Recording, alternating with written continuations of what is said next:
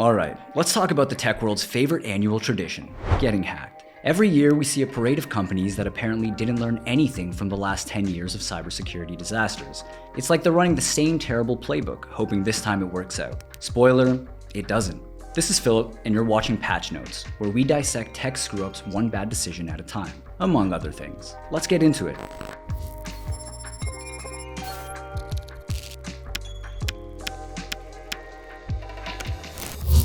23andMe kicked things off by losing the genetic data of 7 million people. 7 million. That's not just a breach, that's a sci-fi plotline. But here's the best part.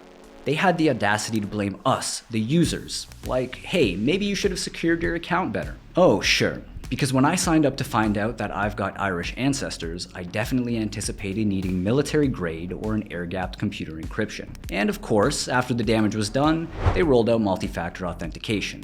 Yeah, great timing. That's like putting on a helmet after you've already crashed your bike. And to top it all off, they laid off 40% of their staff. Nothing says we're taking your security seriously like cutting the team responsible for keeping your genetic data safe. Next up, Change Healthcare. These folks managed to grind a big chunk of the US healthcare system to a halt. People couldn't get their prescriptions, surgeries were delayed. It was a full-on mess. Why? Because someone hacked a single user account that didn't have multi-factor authentication. So what did they do? They paid the hackers $22 million in ransom. But wait, there's more. They had to pay another ransom to a second group of hackers. At that point, just cancel the credit card, right? I declare bankruptcy!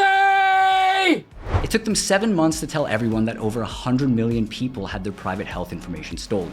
7 months. That's longer than most people keep their New Year's resolutions.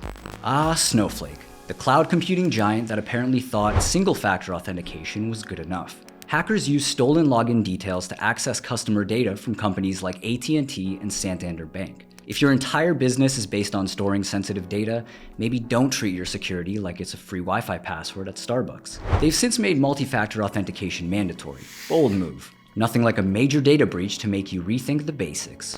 Columbus, Ohio takes the cake for pettiness. When they got hit by a ransomware attack, a security researcher found evidence that hackers had stolen residents' data. Social security numbers, driver's licenses, the works. Did they thank him? No. They sued him. That's right. Instead of fixing the problem, they went after the guy pointing it out. It's like getting mad at your mechanic for telling you that your brakes are shot. And then there's Hot Topic. They lost the data of 57 million customers and just didn't tell anyone. No statement, no warnings, nothing. It's like they thought if they ignored it long enough, it'd go away. Meanwhile, customers are finding out their data's been leaked from random breach notification sites. If there's one thing we learned from this, it's that denial isn't a breach strategy. Here's the thing. Almost every one of these breaches could have been avoided. Multi-factor authentication, it's not a new invention. Transparency shouldn't be this hard. Yet every year, companies seem to think they can wing it. And every year we get to sit through the same ridiculous cycle.